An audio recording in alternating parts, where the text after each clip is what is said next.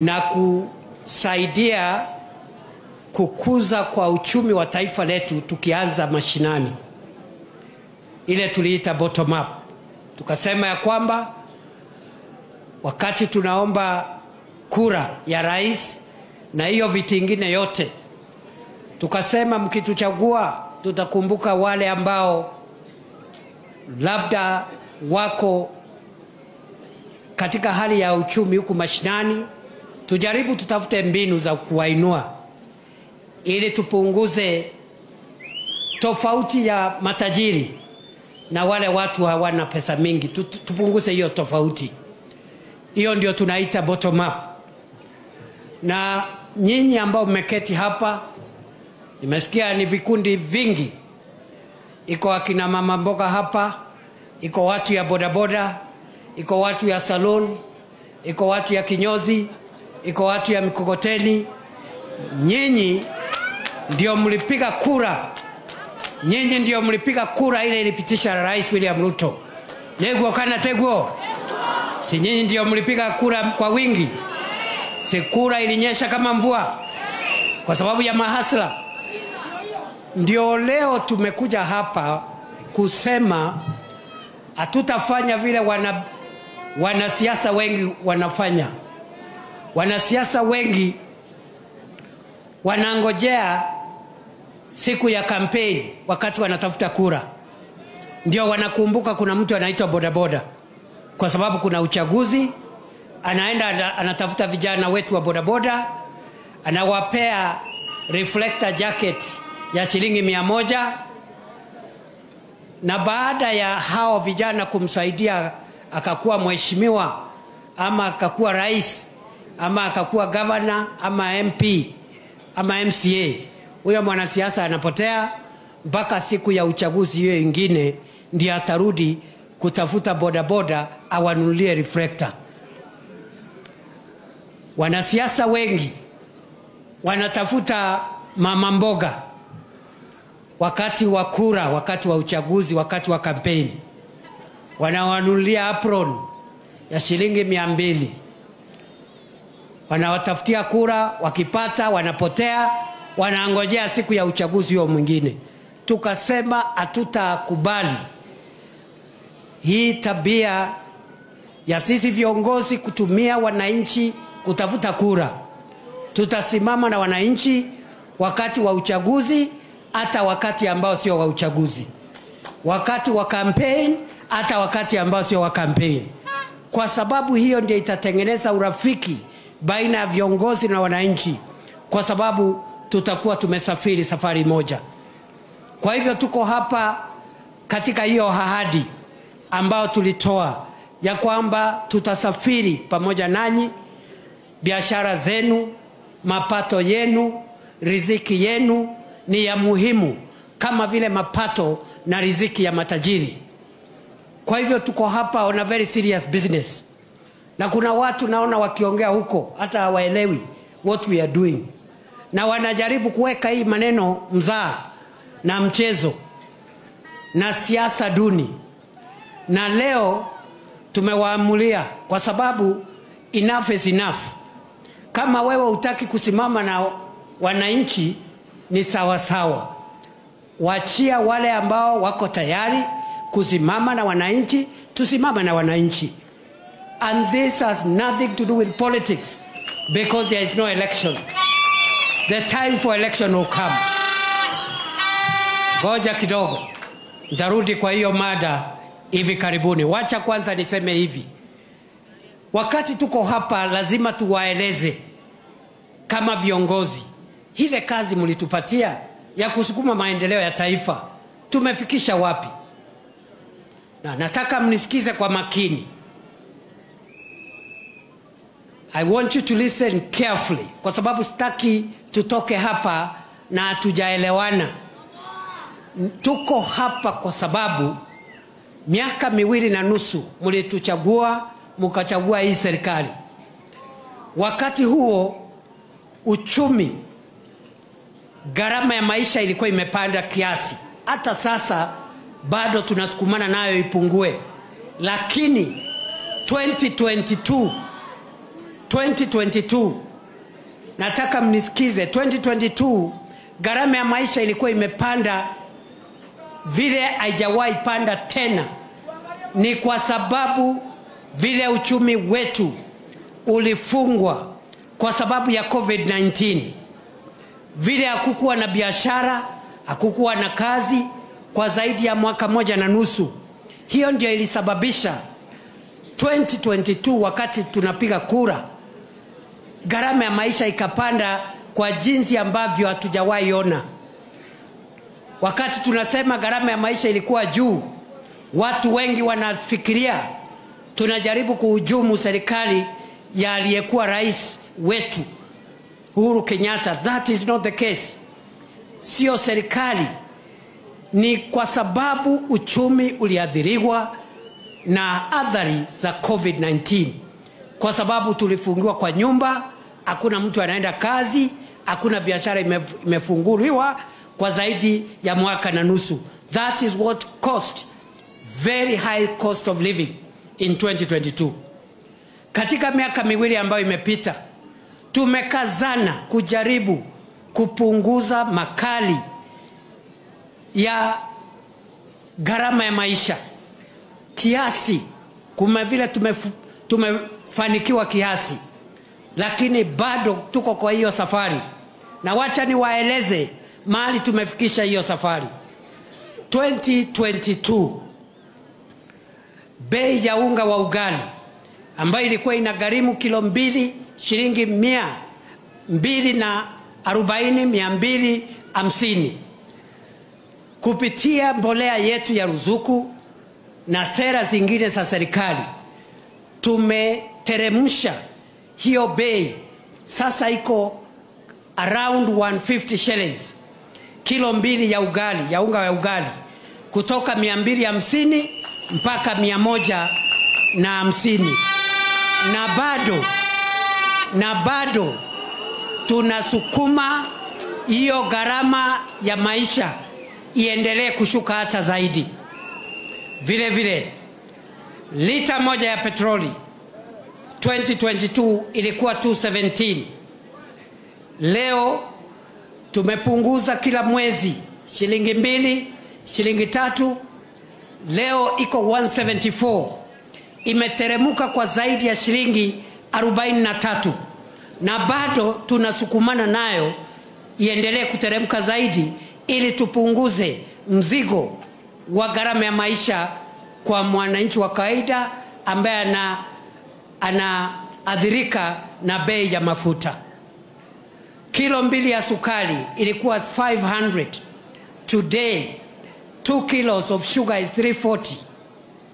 1 kilo siku ile ilikuwa 250 ya sukari. Today 1 kilo is 160. Kwa hivyo tunajaribu vile tuwezavyo kuhakikisha kwamba tumedhibiti bei ya bidhaa muhimu. Na kama nilivyosema, hii sio kitu rahisi. Hii ni safari ya ambayo itatugharimu muda. But I want to assure you, the people of Kiambu, the people of Kabete, and the people of Kenya, we are doing everything possible to stabilize and bring down the price of essential commodities as a way of reducing the burden of the cost of living on the people of Kenya. Number 2, tukasema ya kwamba watu wengi katika taifa letu la Kenya, ikiwemo hapa Kiambu na Central Kenya, ni wakulima. Wanapata riziki yao kutoka kilimo. Ndio umeona tunaendelea kung'ang'ana na bei, tukitafuta bei ya bidhaa zetu za kilimo. Tumeng'ang'ana na kahawa ambayo ilikuwa inatoka 60 shillings, sasa imefika 140, 130, zingine 120. Kule Embu imefika 150, inasonga ikielekea 160. From 60 shillings to 150 shillings 1 kilo of coffee. Majani chai ambayo ilikuwa shilingi 44, tumesongesha kidogo, imefika 64, lakini bado tunangangana nayo. Tungetaka ifike shilingi 100 kwa kilo, kwa sababu hiyo ndio minimum guaranteed return. Bei ya maziwa kwa mkulima 2022 ilikuwa shilingi 33, 34, 35. Tumesongesha, imefika 50. Factories zingine 53, lakini bado tungetaka iongezwe hata zaidi. Tunangangana na hiyo bei. Mahali tumeitoa 34, 33, 35, imefika 50, 52. Tungetaka isonge mbele ili mwananchi wa kawaida aendelee kuongeza pesa mfukoni. Kwa hivyo agenda yetu ya kilimo tuko nayo, kwa sababu wananchi wengi wanapata riziki yao kutokana na kilimo. Vile vile wananchi wengi katika Kenya na mlima Kenya ni wanabiashara wadogo wadogo, wachuuzi, mama mboga, watu ambao ni wanabiashara rejareja, boda boda na watu kama hao. Ndio unaona tunangangana. Kwanza kabisa tunangangana kwa wale ambao wanauza bidhaa za fresh produce ama bidhaa ya mashamba. Tunangangana kama serikali kuu kuwajengea masoko ya kisasa ambao watakuwa na heshima wakati wanafanya biashara.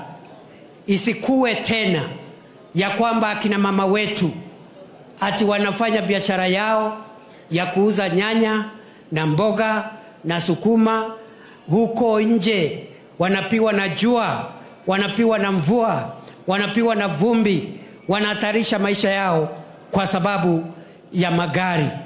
Ndio unaona katika Kenya nzima tunaweka sasa hivi masoko 400 ya wanabiashara wetu wadogo wadogo, na ni masoko ya kisasa, yako na vifaa vya kisasa. Soko iko na mahali pazuri pa kuuzia, ndio wanabiashara wetu wadogo wadogo watoke kuuzia bidhaa zao kwa miariro, waingie katika soko ya kisasa. Kila soko iko na mahali pa kuuzia bidhaa, iko na mahali pa kuhifadhi ile stock ambayo itabaki ya vitu ambavyo vinaweza oza, nyanya, vitunguu na mambo kama hayo, sukuma wiki. Ndio mama akiuza na ibaki katika ile soko, kuna cold room, mahali barafu imewekwa ya kuhifadhi hiyo stock. Mama ause hiyo stock leo, kesho kutwa, mtondogo, mpaka siku ile hiyo stock itamalizika. Hiyo masoko, hiyo ni sawa si sawa? Hiyo ni sawa si sawa? Ni sawa si sawa? Ni sawa si sawa? Wacha nione wale wanasema hiyo ni sawa.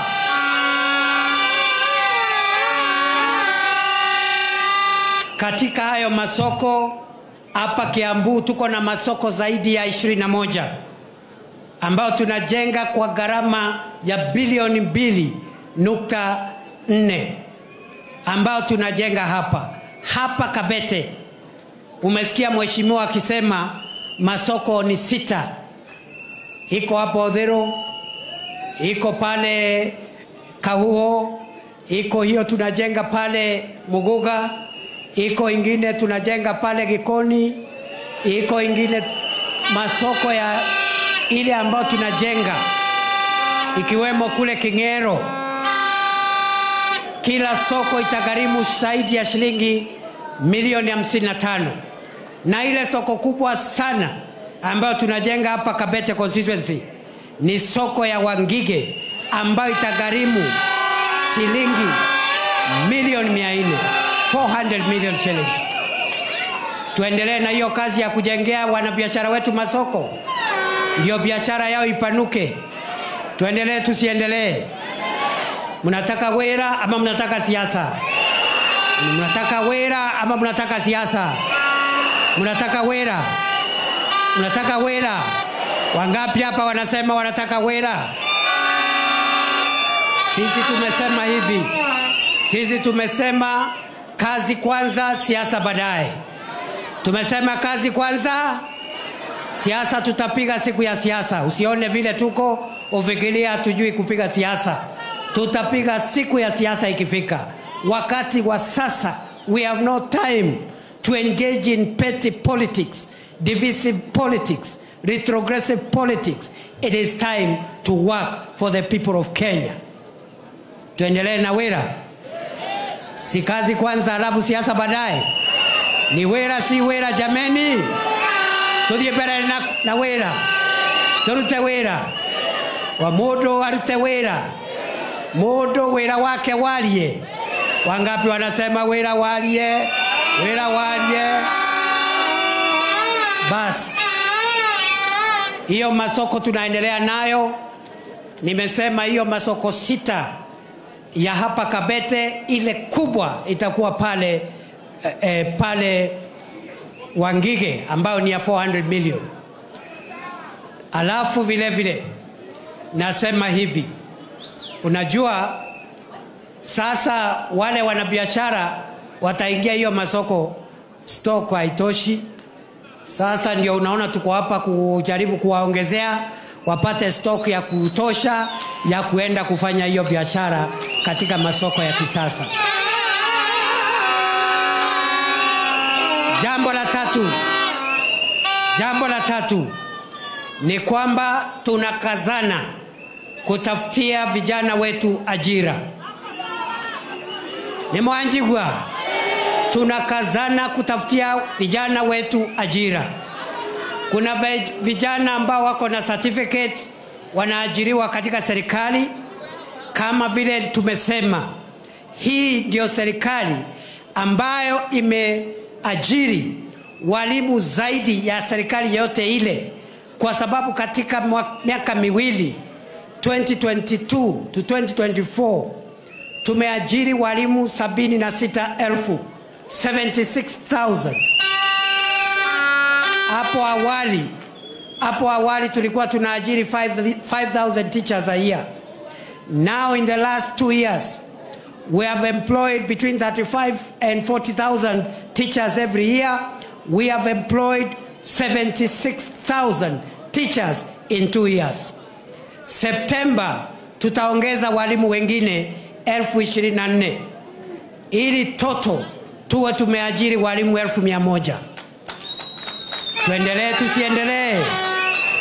Vile vile sio wote ambao wamesomea ualimu.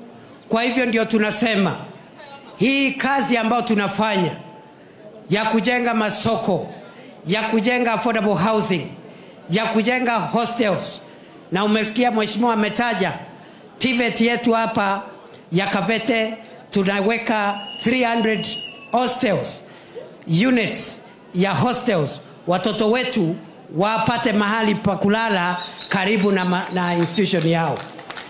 Na hiyo hostels tunajenga katika TVETs, KMTCs na polytechnics zetu zote Kiambu na Kenya mzima. Hiyo program ya kujenga masoko, ya kujenga affordable housing inaajiri vijana kati ya 200,000 na 250,000. So we are creating between 200,000 and 250 jobs through the affordable housing, market construction, hostel construction. Vijana wameajiriwa pale. Wengine ni engineer, wengine ni architect, wengine ni plumber, wengine ni electrician, wengine ni fundi wa mbao, wengine ni mason, wengine ni mtu ya mkono. Hata kama ana ujuzi anasaidia fundi. Tuendelee na hiyo program ama tuachane nayo? Tuendelee na affordable housing, tuendelee na market construction. Wangapi wanasema tuendelee na hiyo kazi? Vile vile tumesema vijana wengine ambao hawataki kufanya hiyo kazi ama hawana ujuzi wa kufanya hiyo kazi ya affordable housing, na sio walimu, sio polisi, hawataki kuajiriwa kwa prison, tumewaambia ya kwamba tunawawekea ile tunaita ICT hub ICT Hub ni nyumba ama laboratory ambao tunaweka kompyuta. Serikali inaweka kompyuta ya bure, inaweka internet ya bure. Vijana wetu wanaenda pale, wanafanya biashara ya mtandaoni. Inaitwa e-commerce. Every market we are constructing, kila soko, katika gorofa ya juu ya kila soko, iko na mahabara ya kompyuta, iko na ICT Hub. Hiyo ICT Hub, kompyuta 100 sitaweka na serikali. Internet itawekwa na serikali. Vijana waende pale, waingie mtandaoni. Wawache kutumiwa vibaya na wanasiasa kwa mitandao. Waende pale, wafanye kazi ili ya e-commerce. Na kuna kazi zingine ziko pale mtandaoni. Iko kazi ya speechwriter, iko kazi ya transcriber, iko kazi ya app developer, iko kazi ya web designer. Hawa vijana wanaelewa hiyo maneno. That's why we are constructing 1,450 ICT hubs across Kenya. Up to now, for the last 2 years, most of our TVETs already ziko na ICT hubs. Tumeweka 272 ICT hubs. We have 1,250 or thereabout hubs to go before we meet our target. So that is what is keeping us busy. Tungetaka vijana wetu wapate kazi kwa ground, kwa mjengo, kwa ICT hub, wengine waajiriwa kwa serikali, ili vijana wetu wasitumike katika kufanya mambo ya siasa ya bure, wakuwe busy. Na vile vile tunajengea wachezaji wetu sports academies.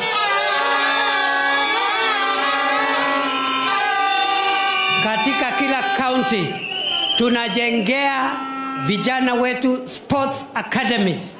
Right now, the Ministry of Youth and ICT, and Sports is going across the country commencing the construction of sports academies to keep our young people busy developing their talent. Na nikiwa hapo niseme hivi jameni, niseme nisiseme? Niseme nisiseme? Jalie. Umesikia nimesema vile tumefanya kama serikali kujaribu kuinua bei ya kahawa na majani chai na maziwa na macadamia na avocado na miraa na ile vitu tunakuza katika Kenya hii na mlima Kenya. Lakini kuna cash crop ingine ambao sisi watu ya area hii tuko na cash crop ambaye ni talanta ya wachezaji wetu, waigizaji wetu na wanamuziki wetu. Ni talanta si talanta? Ni talanta si talanta? Vile sisi tumesema kama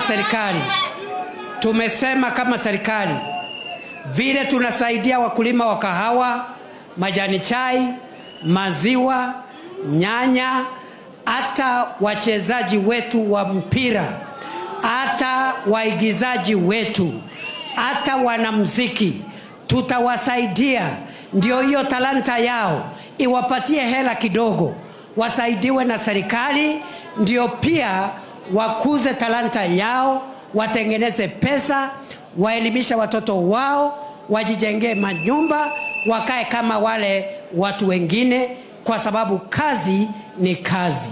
Negwo kana tegwo. Mungetaka tusaidie vijana wetu, wale wanacheza mpira, wale ambao ni waimbaji, tuwasaidie tusiwasaidie, wasaidie wasisaidiwe. Juzi, nataka mnisikize, juzi mimi nimekutana na wanamuziki kutoka eneo hili, na nitakutana na wengine kutoka sehemu zingine za Kenya. Ni kwa sababu kwa muda mrefu hao wanamuziki, kuna watu wamewadhulumu, wanatumia nyimbo zao, zingine ziko kwa skiza tune, zingine zinachezwa kwa magari na kwa bar lakini yule mwimbaji ambaye ametoa hiyo kibao ni maskini ya mwisho, ana mbele wala nyuma, kwa sababu ile pesa ambayo inaokotwa na vilabu na magari na watu ya telcos haifikii mwimbaji, inakuliwa na makatel hapo katikati. There are cartels that are exploiting our musicians. We have talented musicians in Mount Kenya and other parts of Kenya, but they are poor because their talent is being used by brokers, cartels, and people in the middle. Na vile tumesema mtu ya kahawa apate pesa yake isikuliwe na broker, hata mwanamuziki lazima apate pesa yake, kwa sababu hiyo ni talanta yake. Munakubaliana na nyinyi jameni? Munakubaliana na nyinyi jamani? Mimi niendelee kutetea hao wanamuziki? Niwatetee wapate haki yao? Si wanatutumbuiza vizuri? Kwa nini mwanamuziki ambaye Mungu amempatia talanta kama ya footballer, kama ya comedian, wale wako Amerika, lakini wanamuziki wetu wanaendelea? Nembo huyu anaitwa nani? Huyu anaitwa nani? Mungu amempea kipeo ama hajampea? Amempea. Si amempea? Yes. Mbona aumizwa na mabrokers? Mbona aumizwa na makampuni ya simu? Yeah. Mbona aumizwa na wale wanatumia skiza yao? Yeah. Lazima wapate haki yao, yes, kama wale watu wengine ambao wanataka jasho yao ili waelimishe watoto wao. Tuendelee kutetea hawa jamaa? Tuendelee tusiendelee? Tuwaachilie wadhulumiwe na watu wasikiza tune na wale wanaitwa CMOs na mabrokers hapa katikati na wanasiasa waendelee kudhulumiwa hao watu? Tuwatetee tusiwatetee? Wangapi wanasema tuwatetee wanamushiki wetu? Asanteni sana. Wacha niwaambie jameni, unajua watu wengi hawajajua ya kwamba hii kazi ya deputy president imepata mwenyewe. Watu wengi hawaelewi. Sio mtu amepata kazi, kazi imepata mtu jameni. Umesikia? Sio mtu amepata kazi, kazi imepata. Vile tunanyorosha wakulima wetu wapate bei nzuri ya maziwa, ya kahawa, ya majani chai, tunasema hivi, hata wachezaji wetu, waigizaji, wanamuziki wapate haki yao kwa sababu ya talanta ile Mungu amewapatia. Tuendelee kupigana na mabrokers na cartels, wale ambao wanaumiza vijana wetu. Nimeona watu wengine wameanza kuwatukana ati walikuja kuona deputy president wa Kenya. Hiko makosa gani wanamuziki kukuja kulilia serikali ndio haki yao isipotee, na wasiibiwe intellectual property yao? Iko makosa kweli? Kwani iko deputy president mwingine? Mimi nitaendelea kutetea hao watu, wapende wasipende, mimi natetea hao watu. Alafu niseme hivi, unajua sisi wanasiasa tuko na tabia ya kujipenda, kwa sababu tuko na uwezo, tuko na nguvu. Kazi yetu ni kutumia watu wadogo, watu ya bodaboda, watu ya mama mboga.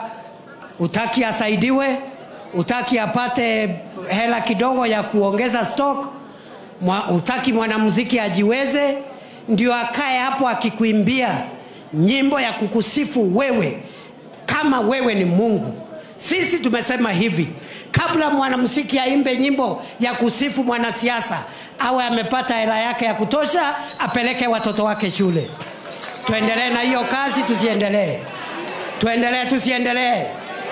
Before a musician is paraded to sing praise songs for a political leader as if he is a god, they must first be empowered to get enough resources to take care of their children and also to make sure they benefit from the talent God gave them.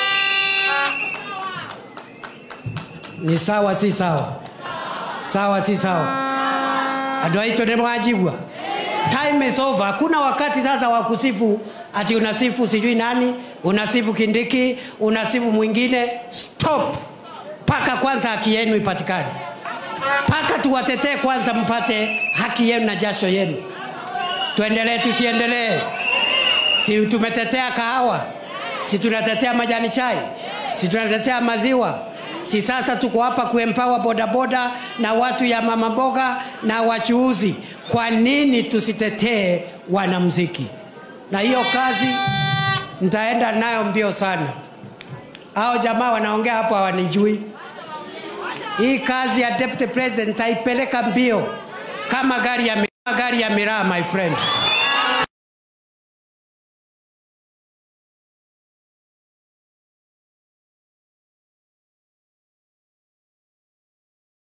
Ndogo. Nimeona watu wengine wamejawa na kiburi. Wanaenda kutuongelesha hapa kama na kutulecture. Unatulecture ukiwa nani? Kwani wewe ni Mungu? Una lecture kila mtu. Una lecture mwanamuziki, una lecture mwanasiasa, una lecture kila mtu. Kwani wewe ni Mungu? Wewe tu, mimi nasema hivi. Ukitaka tuheshimiane, heshima ni mara mbili. Utuheshimu, tukuheshimu. Usipotuheshimu, my friend, tutakanyang'ana na wewe, my friend. Naona watu wengine wanaongea na madharau. Unatisha nani? Naona watu wengine wanatutisha. Mimi ukiniangalia hivi ni mtu ya kutishwa na watu? Tuheshimiane bwana. Tuheshimiane. Nao wanamuziki walikuja 50, mimi naita wanamuziki 500 wakuje pale Karen. Tujua utafanya nini. Ati unasema umeamrisha wananchi wasisikize nyimbo. Unaamrisha kama nani? Unaamrisha kama nani? Tuheshimiane, my friend. Mimi ni mtu ya heshima, lakini my friend, if you come within shooting range, we will deal with you. Na mkiwaona muambie watafute watu wa kutisha huko nje. Sisi sio watu kidogo. Ukiona tuko slow hivi na tuko wapole, sio ati sisi ni watu pushovers. And don't lecture us. Don't lecture us. We are not your kids. Enda ukapeane lecture huko kwako. Tuendelee tusiendelee? Tuendelee tusiendelee? Wangapi wanasema tuendelee na hiyo maneno?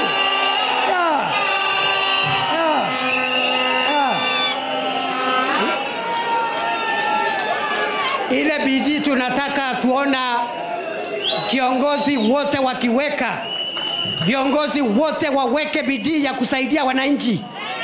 Sio kulecture watu kama wewe ni Mungu. Una lecture kila mtu, una lecture mwananchi, una lecture kiongozi, una lecture mwanamuziki. My friend, go and lecture in your home.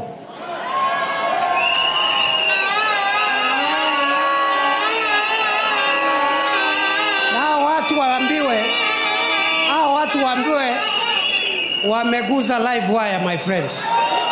Hii ni live wire, my friends. Sijui kama mnanisikia. Nyinyi mnataka siasa ya upuzi ama mnataka tusaidiane ndio tukuze uchumi wetu? Tusaidiane. Tusaidie mama mboga, tusaidie watu ya saluni, tusaidie mtu ya viatu, tusaidie mwanamuziki, tusaidie mkulima, ndio Kenya yetu isonge mbele.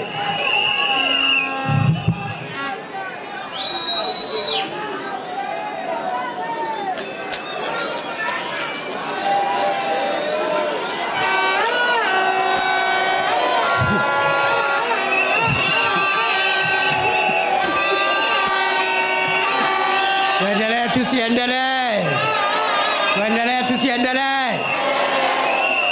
Munataka ati tusikuje hapa kusaidia hawa hivi kundi ambao viko hapa ati mnahonga watu?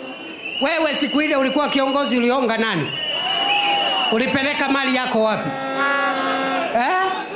Ile kidogo unaona mtu anapeana, sio ati yako na mali, ni moyo. Wewe yako umekamata, umeenda kujifanyia mambo yako. Please stop lecturing us. We are not your children. Stop lecturing us. We are not your kids.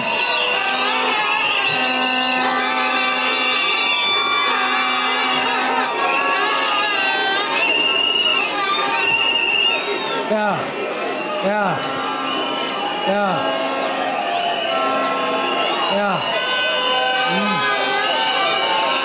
So mimi mtu asinipigie makelele, my friend. Mtu asinipigie makelele. Mimi my friend, mimi Mungu amenisaidia, na hii siasa ni siasa ya ujinga ambao tunaleta hapa Central Kenya. Siasa ya vitisho, siasa hakuna maendeleo, ni vitisho na kuhangaisha watu. Kuna mtu, wacha niwaulize watu ya Kiambu. Kuna mtu alitafuta hii kazi kulishinda mimi? Tangu siku ile Uhuru na Ruto kabla washikane, mimi ndio nilikuwa natetea hao Hague. Sikuona watu ambao saa hii wanaongea.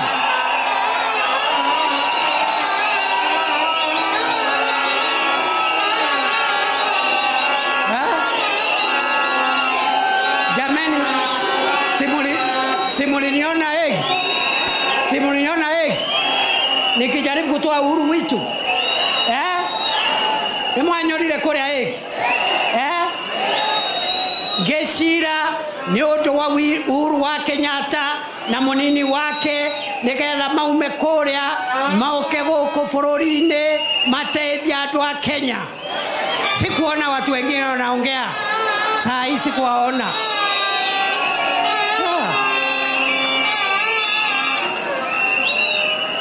Na hapa hii Central hii, hiyo siasa ya vita ikome. Hatutaki maneno ya vita hapa. Yes, kwa sababu sisi tulifundishwa siasa nzuri na mzee Kenyatta na mzee Kibaki na Uhuru Kenyatta, ya kuongea vizuri na wananchi na kukaa vizuri na wale viongozi wengine, kwa sababu ukiwa peke yake uwezi tosha kusaidia watu wote ukiwa peke yako. Si tunahitaji ma MCA wetu na wabunge wetu na gavana wetu, kila mtu tunahitaji, ili tuhakikishe kwamba agenda ya mwananchi imesonga mbele. Kwa hivyo pole kidogo, nimechapa kidogo, kwa sababu unajua kuna watu wametuzoea. Watu wametuzoea hapa and they don't know us. Hawajui sisi ni nani.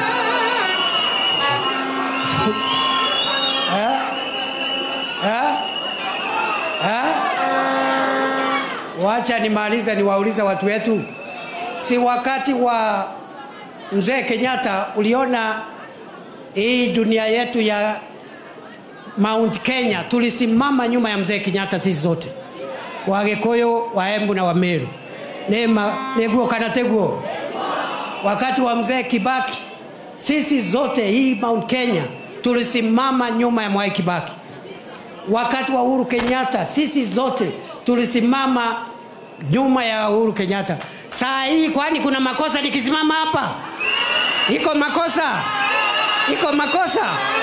Wacha nione wale wanasema hakuna makosa.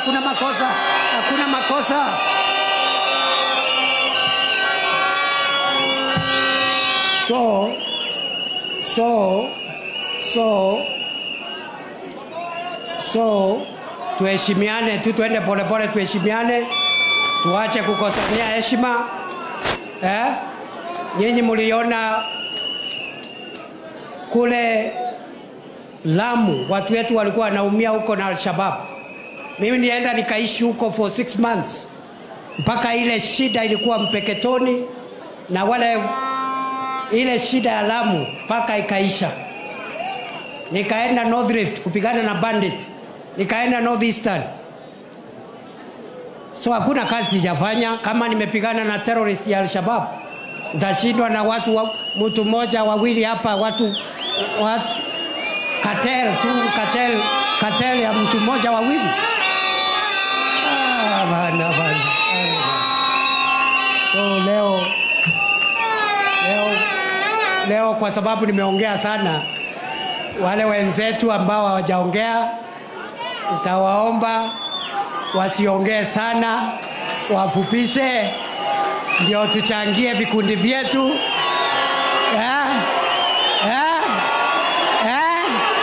Ateke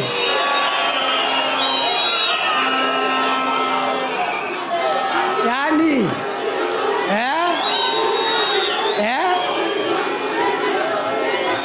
tuendelee tusiendelee jameni, tuendelee tusiendelee? Wacha nione wala anasema tuendelee. Asante sana, God bless you. Basi wakati ilikuwa nakuja hapa